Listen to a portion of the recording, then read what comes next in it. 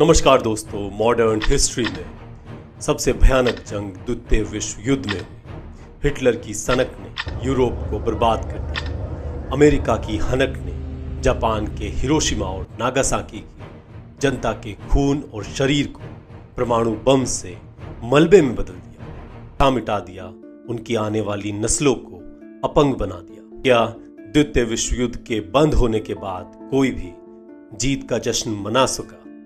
नहीं। हाँ, इसके रुकने पर बर्बादी रुकी, लोगों के चेहरे पर मुस्कान आई, फौजियों के परिवारों के घरों में शांति आई, भुखमरी से जूझ रहे बंगाल से लेकर सूडान तक के लोगों तक एक बार फिर दो रोटी पाने की आस आई। दोस्तों, अभी तक आप ये तो समझ ही गए होंगे कि इन बातों को दोहराने का मेरा मकसद है युद्ध के विषय में बात करना, युद्ध से आने वाली बर्बादी को एक बार फिर आपके सामने रखना। पता है, फिलिस्तीन में एक छोटा बच्चा दो पानी के बड़े बड़े कंटेनर अपने दोनों तरफ लेकर जा रहा है और उसे नहीं पता अभी कितने मील और चलना है, जिसकी उम्र केवल 4-5 साल है। आप सोचिए उसके जीवन में कितनी बड़ी त्रासदी घट रही है एक युद्ध की वजह से। आपको पता है, बेरूत की ये छोटी सी लड़की जिसकी ये फोटो 7 मिनट बाद ली गई है, उस बम धमाके के बाद जिसने इसके परिवार के लोगों की जान ले ली है। इसके चेहरे पर खून के छींटे हैं, आंखों में आंसू हैं, ये पूरे तरीके से सदमे में नजर आती है। दोस्तों, ये महिला तो हमारे देश की है। गांव क्यों जा रही हैं? अब गैस नहीं मिल रहा, क्या करें, परेशानी। आप रो क्यों रही हैं? आप रो क्यों रही हैं? जाने तो भाई। ये आंखों में आंसू लिए अपने गांव वापस जा रही हैं। क्यों?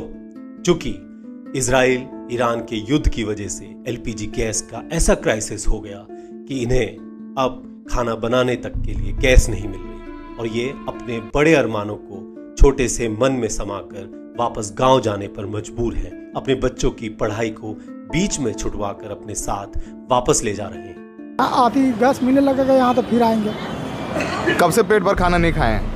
जी ऐसे तो 10 दिन से भूखे हैं। दोस्तों, दिल्ली ही क्यों, आप अमेरिका की भी जानिए, युद्ध का असर वहां भी है। सारा नाम की महिला को CNN ने अपनी रिपोर्ट में कोट किया है और बताया है कि उन्होंने अपने दिन के वक्त का खाना बंद कर दिया है ताकि वे कुछ पैसा बचा सकें, चूंकि पेट्रोल डीजल के दाम इतने बढ़ गए हैं जिन्हें उनके लिए सहन करना असंभव हो रहा है।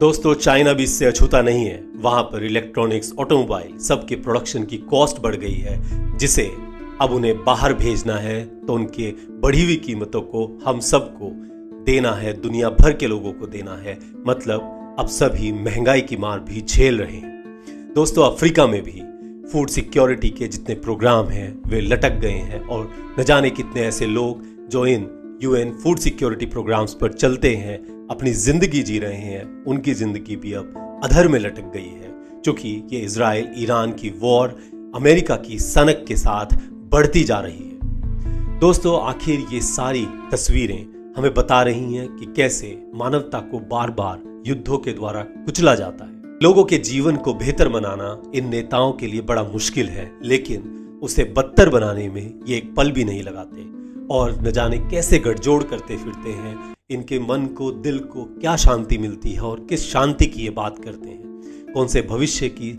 शांति ये तलाश रहे हैं इन मिसाइलों में, इन परमाणु बम में। और आपको बता दूं कि इस बार भी एक यूनाइटेड नेशंस के अंदर इस्तीफा हुआ है मोहम्मद सफा का। उन्होंने कहा है कि अब ईरान के अंदर परमाणु बम गिराने की तैयारी चल रही है, इसलिए मैं यूनाइटेड नेशंस का हिस्सा नहीं रहना चाहता।